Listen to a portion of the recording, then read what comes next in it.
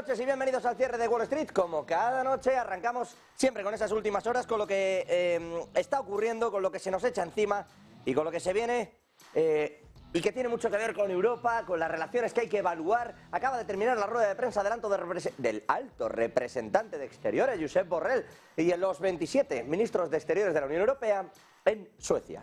La conclusión, ojo, es que van a reevaluar la relación económica, comercial y de dependencia energética y estratégica con China. China, que estaba en otra cosa, que estaba intentando, entre otras muchas cosas, va a mandar un enviado especial, enseguida iremos con ello, pero China, que estaba intentando que la diplomacia con Europa volviera a un cauce habitual, porque ha dicho, entre otras muchas cosas, Qin Gang, el ministro de Exteriores, el secretario de Exteriores chino, que no le conviene a nadie una guerra fría, ni a Europa ni a China, que eso es algo del pasado y que rompería el multilateralismo y con ello los beneficios económicos. Bueno, pues mientras China está en esto, y ojo que no lo ha dicho en un foro desconocido, ni en mitad de Pekín, lo ha dicho en Oslo, en Noruega. Mientras esto está ocurriendo en el centro de Europa, o en el norte de Europa, si lo prefieren, en Suecia, al lado, Josep Borrell ha dicho que, aunque algo de la letra pueda cambiar, en la música están los 27 de acuerdo y hay que reducir la dependencia en sectores críticos con China. Esta es sin duda la clave económica a estas horas de la noche, en un momento en el que, insisto, en teoría estaban en otra cosa. Ahora analizaremos las palabras de Josep Borrell. Entre tanto, lo que está ocurriendo en Ucrania es lo que también copa las portadas. Enseguida les contaremos también lo dicho por Brasil. Antes, y yendo a todo esto, y antes de analizar el resto de la economía, Marta Vilar con los detalles de ese viaje especial que va a realizar Li Hu.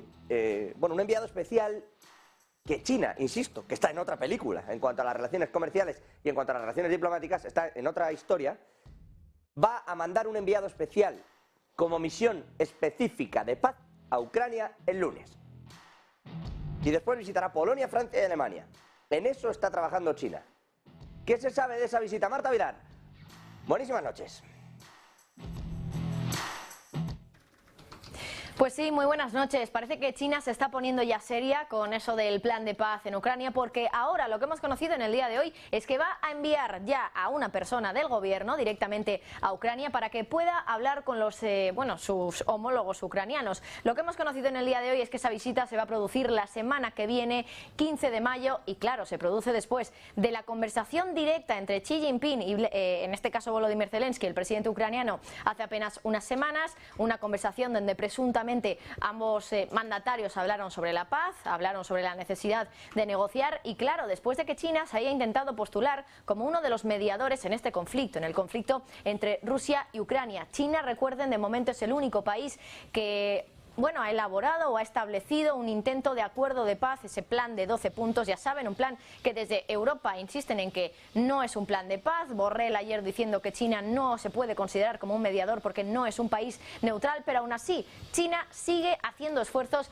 para intentar postularse como ese mediador, como ese país que consiga que se frague la paz entre Rusia y Ucrania. Va a visitar, como digo, en este caso este delegado de China, Ucrania la próxima semana, el día 15 de mayo, y concretamente el enviado especial es Li Hu. Va a viajar, como digo, pues este 15 de mayo, lunes, el próximo lunes, a Ucrania. Pero no solo visitará Ucrania, también va a visitar otros países europeos. Por ejemplo, estará en Polonia, por cierto, también últimamente país que desde luego pues está un poco en el centro, en el ojo del huracán respecto al conflicto. También va a visitar Francia, Alemania, dos grandes potencias europeas, y también estará, ojo, en Rusia. Así que veremos cómo queda todo esto. Va a ser, como digo, el próximo lunes cuando tengamos esa reunión. Veremos también si se llega a algún tipo de acuerdo más allá entre en este caso el enviado especial de China, Li Hu, y también pues en este caso los homólogos ucranianos. Será, como digo, el próximo lunes. Veremos qué es lo que ocurre. Tiempo tendremos para evaluarlo. Insisto, lo que está haciendo Europa en respuesta a esto es decir, uno, Ucrania no se va a convertir en otra Bielorrusia y por lo tanto, dice Josep Borrell, dice el alto representante de Exteriores, no vamos a permitir que el agresor haga frenar al agredido. La narrativa que dice que hay que manejar y que asegura Borrell es la buena, bueno, desde Europa hay una agresión sobre Ucrania y el agresor es Rusia. Quien puede parar, si quiere, es Rusia, pero no puede parar de defenderse Ucrania. Esa es la lógica de un Josep Borrell, insisto, que ha dicho que no va a permitir que Ucrania se convierta en otra Bielorrusia. Y luego ha terminado con una cosa un poco curiosa, diciendo, entre otras muchas cosas, no sé si nuestros compañeros lo tienen por ahí, pero diciendo, entre otras muchas cosas, que en realidad Europa es gente de paz. Lo digo porque después de la semana que llevamos y en la que ha dicho que Rusia ya ha perdido la guerra, aunque Ucrania no la haya ganado. Textualmente es esta frase, no es que yo esté haciendo un lío en la cabeza. Y en la que acaba de decir que, bueno, pues uno es un agresor frente al otro, etcétera, etcétera. Con todo ese escenario, tras asegurar además que se va a apoyar militarmente en mayor medida a Ucrania, además de humanitariamente, pero que se va a seguir apoyando militarmente y que no puede ser de otra manera, que se pactarán nuevos paquetes de ayuda y que mañana, sábado, tendrán una reunión informal con Dmytro Kuleba, con el ministro de Exteriores ucraniano, para explicarle, no solo los europeos, sino con la gente de la región del Indo-Pacífico, entre ellos Japón y Estados Unidos, para ver qué necesita Ucrania que no se le haya dotado ya. Lo ha dicho muy claro, porque hoy Zelensky ha dicho, el presidente ucraniano, que necesita más dinero y más tiempo para lanzar la famosa contraofensiva ucraniana. En eso están, mientras Borrell, insisto, sigue diciendo aquello de, o ha terminado diciendo esa frase curiosa, que enseguida recuperaremos, que dice, somos gente de paz. En lo económico, el día pasa por la Casa Blanca porque ha amanecido en el G7 en Japón la secretaria del Tesoro, Janet Yellen, diciendo que no aprobar el techo de deuda es un caos y una catástrofe. Y ha dicho, además, ha admitido en una entrevista que si no hay techo de deuda, si el Congreso falla y no hay un techo de deuda, habrá que elegir, evidentemente, qué cosas se suspenden y se impagan, pero es que así empezaba el día y está terminando con la Casa Blanca. Javier del Valle, muy buenas noches, con la Casa Blanca también lanzando ya, bueno, advertencias claras con respecto del techo de deuda. ¿Qué se dice? ¿Cuál es la situación ahora mismo? Porque Estados Unidos va directo a un impago. Efectivamente, José, lo sacamos por partes. Lo primero, la Casa Blanca acaba de anunciar que están muy preocupados por un posible incumplimiento, mientras también daban una noticia que, bueno, que en principio podría ser un poco más positiva que esa preocupación por el incumplimiento, donde dicen que las reuniones sobre el techo de la deuda en los últimos días han sido productivas, que esos encuentros entre McCarthy y Biden, que recuerden, hoy se reunían, pero que se ha aplazado la reunión, dicen que porque todavía se está hablando a puerta cerrada y que podrían ser, informaba Bloomberg esta misma mañana, que podrían haber sido reuniones productivas para que la semana que viene se llegase a un acuerdo, pero no canten victoria porque llevan diciendo eso durante varias semanas y todavía no se llega al acuerdo del techo de deuda. La Casa Blanca aún así dice que Biden se reunirá con los legisladores a principios de la próxima semana y veremos si algo se aprueba o se suspende, si se aprueba incrementar ese techo de deuda o se suspende ese techo de deuda, porque Yellen, la secretaria del Tesoro, decía hoy en una entrevista a Bloomberg que tiene que incumplir algo de los pagos si el Congreso fallase en aprobar este techo de deuda. Dice, si el Congreso no hace eso, refiriéndose a aprobar el techo de deuda, realmente perjudica nuestra calificación crediticia. Tenemos que incumplir alguna obligación, ya sean bonos del Tesoro o pagos a los beneficiarios del Seguro Social. Por tanto, si la Casa Blanca no llegase a un acuerdo, si no se aprobase el techo de deuda, el Tesoro ya ha reconocido que se va a impagar. Se va a impagar o sobre los bonos, sobre la gente que haya comprado bonos, que de hecho ahora vamos a mirar por qué se está moviendo la renta fija en base a eso, y los intereses sobre todo en el tramo más corto, los de un mes. Pero luego también dice que también se podría impagar, si no, en la parte de la seguridad social. Dice, eso es algo que Estados Unidos no ha hecho desde 1789 y no deberíamos empezar ahora. También lo que preocupa a los inversores no es tanto sobre si el techo de deuda se va a aprobar o no. Todos los inversores parece ser que creen que el techo de deuda finalmente se aprobará. Lo que preocupa es algo del estilo 2011, una rebaja en la calificación de la deuda. Recuerden que en 2011 Estados Unidos recibió una rebaja de calificación por el S&P Global, donde se redujo esa calificación de deuda, que en principio es muy segura y no tiene riesgo de impago, pues se redujo esa calificación debido a esos problemas. Podría ocurrir lo mismo, y eso por supuesto a los inversores no les gusta absolutamente nada, porque podría hacer que los rendimientos subiesen, exigiendo a los inversores una tasa mayor de compensación por comprar deuda estadounidense. Todo esto veremos cómo acaba, pero a la par, la Oficina de Presupuesto del Congreso, en el día de hoy, así se tiene que unir algo más, se une a la fiesta, por supuesto, la Oficina de Presupuesto del Congreso ha presentado el déficit presupuestario de Estados Unidos. Y dice que va a aumentar 1,5 billones de dólares este mismo año. Se pondría ya en...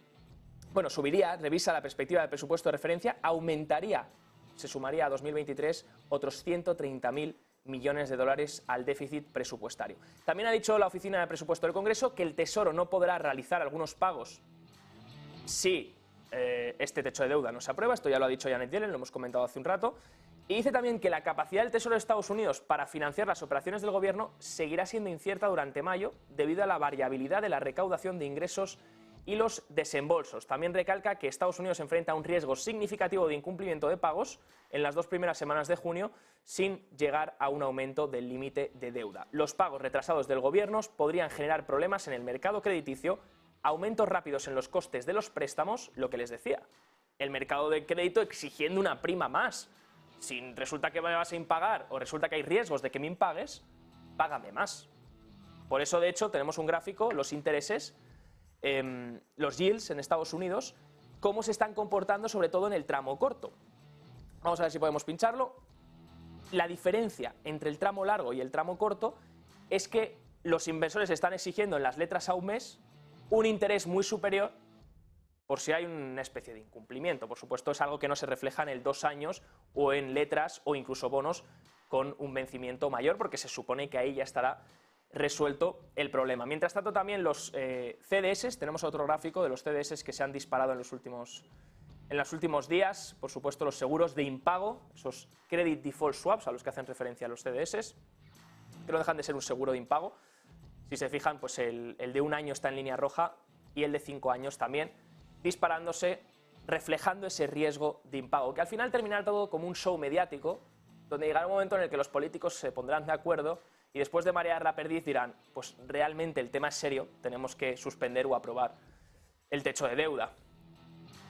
Por supuesto, el riesgo por el camino es que los inversores empiecen a dudar de un sistema estadounidense menos serio, de un reflejo hacia el mundo también de peor calidad dentro de su deuda, porque si hay una rebaja de la calidad crediticia, pues todo esto afectará, por supuesto, a los inversores que demandarán una prima de riesgo mayor y de ahí el movimiento que estamos viendo en la renta fija. Aún así, la Casa Blanca preocupada, Yellen muy preocupada, Yellen lleva preocupada meses, José, y por ahora no hay ningún acuerdo, pero parece ser que la semana que viene Biden se va a reunir. Biden se va a reunir, sí. Ya ayer llamó a los congresistas, en concreto a McCarthy, para intentar explicarle un poquito cómo quiere que sea el techo de deuda, que es gratis. Pero no parece que McCarthy esté en esto. Bueno, esto es uno de los asuntos sin ninguna duda dentro de lo económico. Otro de los protagonistas económicos allí en Estados Unidos, antes de salir de allí, es el mundo de las criptodivisas en líneas generales. Hay una diatriba importante, una pelea importante por ser o paladines o verdugos de las criptodivisas. Demócratas y republicanos enfrentados por las criptodivisas. ¿Por qué? Dirán ustedes. Pues a tenor de las CBDCs. ¿Qué quiere hacer Joe Biden? Regular la criptodivisa. Está bien, pero que sea un dólar digital. Y así ya miramos nosotros en qué os gastáis el dinero. Que con las criptodivisas os dais al lujo. Eso es lo que va a cambiar. Sergio Fernández tiene también más detalles sobre esto, sobre esta pelea, porque los republicanos sí están posicionados en el otro orden, en el de, oye, mejor la libertad de las criptodivisas. Yo no sé si lo bueno es el término medio o no. Desde luego eso de regular una divisa y saber digitalmente exactamente dónde está yendo cada uno de tus euros suena a distopía futurista de esas de las que luego sales temblando. Sergio, detalles de esta pelea entre republicanos y demócratas en el mundo de las criptos. Buenas noches. Muy buenas, José. Pues yo vengo a hablarte de la noticia más importante en la industria cripto, yo diría, me aventuraría a decir incluso de los últimos meses, y es que se está formando una batalla campal, una batalla política en Estados Unidos, donde ya empieza a haber dos bandos bastante diferenciados. Por una parte están los demócratas, que apoyan a Gary Gensler, Sí, ya nuestro amigo Gary Gensler, de hecho dicen que es la mejor actuación histórica de un presidente de la SEC, que está haciendo muy bien porque está erradicando la delincuencia, una vez más vinculando la delincuencia a la industria cripto, son desde luego muy poco originales y como te digo están respaldando totalmente a Gary Gensler. Por otra parte, los republicanos y en este caso también la Cámara de Comercio están haciendo todo lo contrario, están echando la bronca a Gary Gensler porque dicen que está haciendo lo que está haciendo que es prácticamente ilegal según su punto de vista, que no aporta ningún tipo de claridad regulatoria y que esta inacción está dañando y mucho a Estados Unidos. De hecho, ayer salía Pierce, comisaria también de la SEC, diciendo algo muy parecido, que Estados Unidos se está quedando atrás, que no entiende para nada lo que está haciendo Gary Gensler y que hay otros países, como puede ser el caso de Reino Unido, incluso de Europa, que poco a poco van regulando y en este caso pues van avanzando mucho más que Estados Unidos, que se está quedando atrás y quizás cuando quieran darse cuenta va a ser demasiado tarde. Mientras tanto, mientras tenemos esta lucha política, también surge otra diatriba, que en este caso son las famosas CBDCs. Tienen mucho que ver en las próximas elecciones de Estados Unidos de 2024 y mientras los demócratas están en contra de las criptos, poco a poco nos están colando las CBDCs. De hecho, ya hay voces discordantes. De hecho, te voy a contar una última hora. Ron DeSantis, el gobernador de Florida, acaba de salir diciendo que va a prohibir las CBDCs. Esto es inminente, o sea, es para allá, además es oficial. Y mientras tanto, los demócratas pues están avanzando en este FedNow, esta aplicación de la Reserva Federal, que básicamente lo que va a hacer es pues colarnos las CBDCs. La gente se piensa que esto va a pasar dentro de 5 años, de 10 años, y de hecho piensan que somos locos pues cuando decimos que a lo mejor al cuarto filete te lo van a prohibir, que a lo mejor no vas a poder echar la gasolina que te dé la gana a tu coche, o bueno, que te van a poner ciertos límites, que la gente se piensa que estamos exagerando, pero es así, cada vez está más cerca y de hecho esta FedNow va a salir a mediados de este año, o sea, para julio, para poco más de un año y medio, ya vamos a tener estas CBDCs cada vez más cerca, que ya están probándose en China y en muchos otros países. Así que la batalla continúa, de momento se van quedando bastante claros los dos bandos que están dibujados y vamos a ver sobre todo cómo termina, porque como te decía José, van a ser clave, van a ser desde luego un factor fundamental para las elecciones de 2024 en Estados Unidos. Gracias, Sergio. Bueno, estos son unos de los protagonistas, otras de los protagonistas, esta señora, Christine Lagarde, presidenta del Banco Central Europeo, aquí la tienen, en llamas, es como deja todo lo que toca. Recuerden que fue condenada en el caso Tapie, otra cosa que le conmutaron la condena, pero fue condenada por negligencia en la evasión de impuestos del señor Tapie, un caso turbio. De aquellos barros, por cierto, están imputando ya a Nicolás Sarkozy, o lo quiere hacer la Fiscalía francesa, se lo contábamos también en el día de ayer. Pero hoy, aquí a la señora de fuego, a la que cuando lo toca lo quema, le han dado un guantazo. El Tribunal de Cuentas Europeo ha dicho esto que van a ver también en pantalla.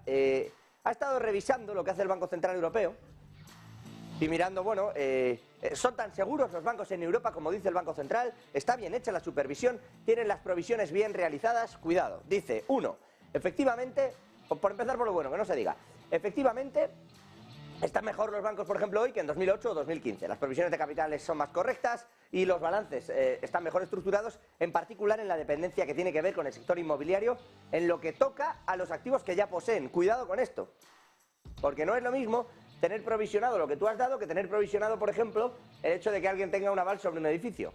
Eso luego te lo vas a comer. Y vamos a ver cosas como el banco malo. El caso, que están mejor, dice el Tribunal de Cuentas, los bancos, sí. Pero también dice que el Banco Central Europeo actúa lentísimo, que actúa tan lento que se prepara para los riesgos una vez ya han sucedido. ¿Qué dice? Que a menudo son demasiado indulgentes con los bancos en la forma en que gestionan el riesgo de crédito, especialmente, dice, en el caso de los que son peores, de los que son más pequeños. Que el Banco Central Europeo es inconsistente en la aplicación de las reglas y que ejerce con indulgencia hacia los prestamistas de mayor riesgo, mientras que no siempre cuenta con el personal de supervisión adecuado. No se está quedando solo el Tribunal de Cuentas, ¿eh? Y dice, y el Banco Central Europeo tarda demasiado en emitir decisiones finales sobre los requisitos de capital y eso hace que los riesgos relacionados no se gestionen de manera oportuna. Esto, en Román Paladino, viene a ser un: llegáis tan tarde a los sitios cuando pedís la supervisión de las cosas y tardáis tanto en decidir algo que cuando va a ocurrir algo ya ha ocurrido.